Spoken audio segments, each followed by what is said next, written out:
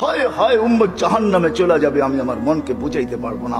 তো আল্লাহ সান্ত্বনা দিতেছে, বন্ধু কাসসামতুল কিয়ামাতা কিসমাইন, কিয়ামতকে দুই ভাগে ভাগ করছি। আনতা তাকুল উম্মতি, আমি জানি কিয়ামতের দিন আপনি উম্মতি বলে চিৎকার দিবেন, চিৎকার। আপনি ব্যতীত একজন উম্মতির বলে উম্মতকে স্মরণ করবে না। আরো 12 জন, 312 জন রসুল আছে, 1.25 লক্ষ নবী আছে, কেউ উম্মতকে স্মরণ করবে না। আরে উম্মত তো দূরের কথা, আল্লাহ রসুল চিত্র তুলে ধরতেছেন আমাদের সামনে। আম্মা জান জিজ্ঞাসা করছে কিয়ামতের মাঠ কিরম কঠিন হবে, আয়েশা রাদিয়াল্লাহু তাআলা আনহা। তো আল্লাহ রসুল বলছে ইয়াউমুন আসির, বড় কঠিন হবে। আয়েশা বলে ইয়া রাসূলুল্লাহ, কঠিন বলতে কি বুঝান? তো বলছে আয়েশা শোন, কান্নে আনজুরু মুসা মুতালাফফিফুন বিউমুদিল আরশ, আমি মুসা কালিমুল্লাহকে দেখতেছি আরশের খুঁটি ধরে চিৎকার দিতেছে আর বলতেছে রব্বি লা আসআলুকা আল-ইয়াওমা উম্মি, আজকে মাকে চাই না, ওয়ালা আসআলুকা উখতি, আমার বোনকে চাই না, আসআলুকা নাফসি, তুই আমাকে বাঁচা। বলছে আয়েশা এর চেয়ে কঠিন চিত্র শুনতে চাস? বলে ইয়া রাসূলুল্লাহ শুনান। বলে ওয়াজি আবি জাহান্নাম, জাহান্নামকে যখন নিয়ে আসা হবে 70,000 শিকল লাগানো হবে, প্রত্যেকটা আংখার ভিতরে 70,000 ফেরেশতা ধরবে, তারপরও জাহান্নাম সবার হাতের থেকে ছুটবে আর কিয়ামতের মাঠের দিকে দৌড়াইতে থাকবে আর হুঙ্কার দিতে থাকবে। জিবরিল আল্লাহর ডান পাশে থাকবে, দুজককে আসতে দেখা আর হুঙ্কার দিতে দেখা, সবার হাতের থেকে ছুটা যেতে দেখা জিবরিল চিৎকার দিবে আর জমিনে বসা পড়বে রব্বি সাল্লিম সাল্লিম, রব আমাকে বাঁচা, আমাকে বাঁচা। ওই দিন শুধু একা আপনার নবী, তোমার নবী চিৎকার দিবে উম্মতি উম্মতি। আল্লাহ বলে বন্ধু আমি জানি কিয়ামতের দিন সবাই নাফসি নাফসি বলবে, আপনি শুধু উম্মতি উম্মতি বলে চিৎকার দিবেন। বিদায় আনা সাহিবি ইয়াউমিদ, আনা মালিক ইয়াউমিদ্দিন, আমি কিয়ামতের মালিক, আনতা সাহিবা ইয়াউমিদ্দিন, আপনি কিয়ামতের বাদশা। কাসসামতুল কিয়ামাতা কিসমাইন, কিয়ামত আপনার আমার মাঝে, সালতুতা শাফি তুশাফা, ওই দিন আপনি চাবেন আমি দিব, সুপারিশ করবেন আমি মঞ্জুর করব, কিয়ামত আপনার আর আমার কারণ। তারপরে বলছে লা ইউখজিকা ফি উম্মতি, আপনার উম্মতের ব্যাপারে আমি আপনাকে লজ্জিত করব না, ওয়ালা ইয়াসুউক, আপনার দিলে আমি ব্যথা দিব না। বন্ধু শুধু এইখানেই শেষ না, ও কুমিরার মানুষ কেমনে বোঝাবো, শুধু কিয়ামতের মাঠে আরো সে যায় আমাদেরকে চান নাই, যেদিন দুনিয়ার থেকে বিদায় নিতেছেন, বিদায় লগ্নে এখনই চলে যাবেন, মালাকুল মউত অপেক্ষায় দাঁড়ানো আছে। জিবরিল আলাইহিস সালাম আয়েশা খবর দিতেছে আল্লাহ আপনার অপেক্ষায় আছে, আপনি মালাকুল মউতকে কেন হাত রাখতে দেন না? আল্লাহ আপনার অপেক্ষায় আছে। ইলা রফিকিল আলা, আপনি কি আল্লাহর কাছে যাবেন না? কিন্তু চোখে ছিল পানি।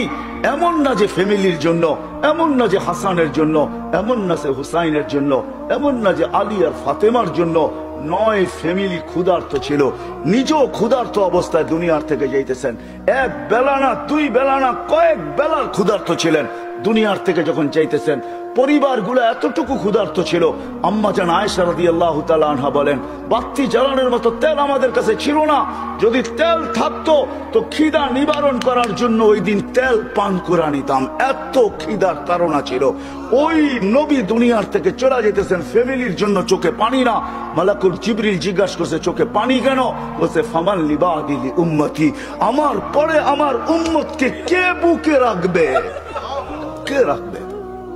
আল্লাহ জবাব পাঠাইছে, বন্ধু লা আতরুকু উম্মাতাকা ফারদা ওয়ালা আতরুকু উম্মাতাকা ওয়াহদা, আপনার উম্মতকে আমি একা ছাড়বো না, আমি আছি, আপনি আসেন আসেন আসেন।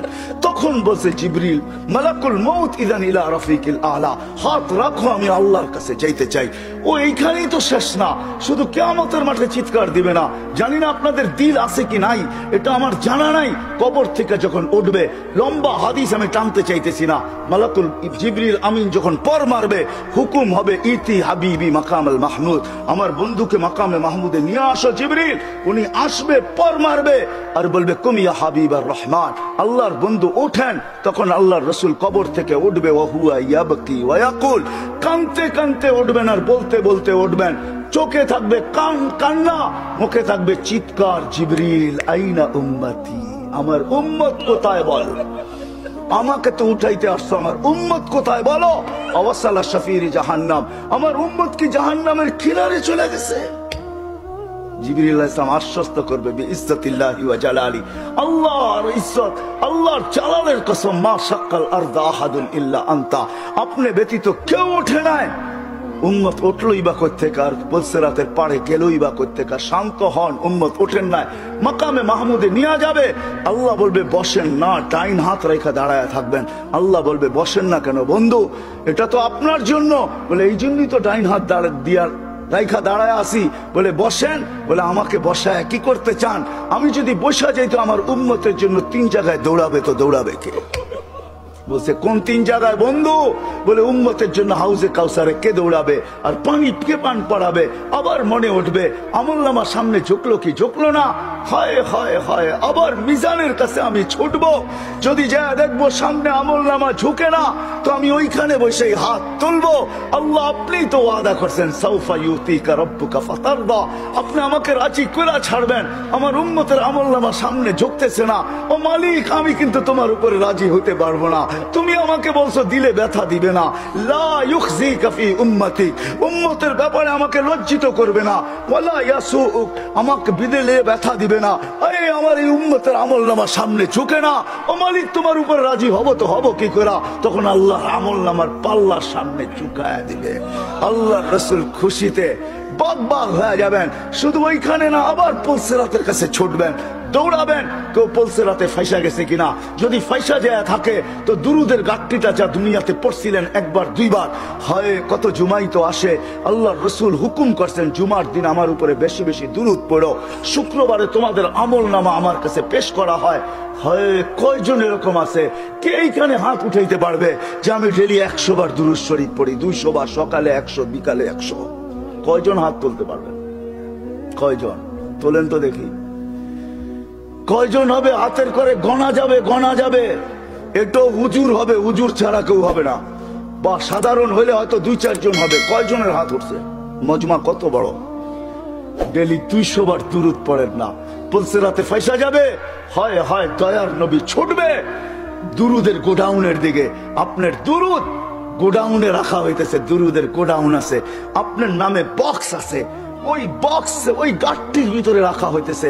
যখন পুলসিরাতে ফাইসা যাবে তো ছুটবে আল্লাহর রাসূল এই গোডাউনে, আপনার নামের দুরুদের, আমার নামের দুরুদের গাট্টি উঠাবে, আর পুলসিরাতের পাশে যে ছুটা যাবে আর বলবে এটা মাথার উপরে রাখ, ধরে রাখি যেন পড়া না যায়, এটা মাথার উপরে দিয়া পুলসিরাত পার হয়ে যায়। ওই মুহাম্মদুর রাসূল, ওই মুহাম্মদুর রাসূলুল্লাহ সাল্লাল্লাহু আলাইহি ওয়াসাল্লাম এই দুনিয়াতে থাকতেন, উনি চলে গেছেন। আপনাকেও আমাকে চলে যেতে হবে। থাকার সুযোগ এখানে কারো কারো শুরু আমার এটাই ছিল। আপনারা আমরা আসি এখন, অচিরই একটা দিন আসতেছে, শূন্য দুনিয়া শূন্য হবে। কারো থাকার সুযোগ এখানে নাই, কিন্তু চলে যেতে হবে। থাকার সুযোগ কারো নাই।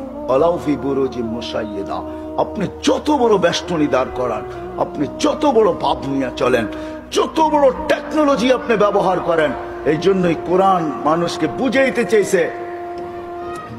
চাইছে কোরআন, কোরআন বুঝাইতে চাইছে, আল্লাহ বুঝাইতে চাইছে বাগবি তো বাগবি কোথায়, আইনাল মাফার, তুই বাগবি তো বাগবি কোথায়? চ্যালেঞ্জ দিয়েছে তারপরে আল্লাহ, ফানফিরু ওয়ালা তানফিরু ইল্লা বিসুলতান, তুই বাগবি তো বাগবি কোথায়? আরে ভাগ না, কোথায় বাগবি?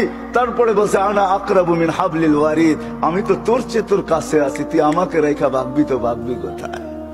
আমি তো তোর চেয়ে তোর কাছে।